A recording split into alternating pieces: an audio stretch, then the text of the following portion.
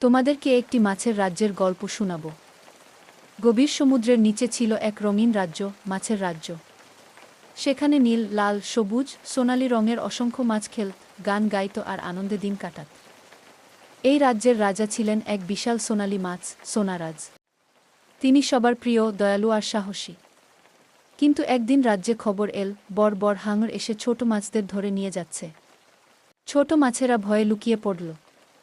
তখন ছোট্ট নীল মাছ টুনি রাজাকে বলল, রাজা মহাশয়, আমরা যদি সবাই একসাথে হই তাহলে হাঙরেরা ভয় পাবে গু। সোনারাজ হাসলেন, বাহ, দারুণ কথা, সবাই প্রস্তুত হও। পরের দিন সব মাছ গোল হয়ে সাঁতার কাটতে লাগল। উপরে থেকে দেখতে লাগল যেন সমুদ্রের মধ্যে বিশাল এক দানব নড়ছে। হাঙর সেটা দেখে ভয়ে পালিয়ে গেল। সোনারাজ বললেন, একসাথে থাকলে কোনো শত্রুই আমাদের জিততে পারবে না গি। তারপর থেকে মাছের রাজ্যে আবার গান, খেলা আর হাসি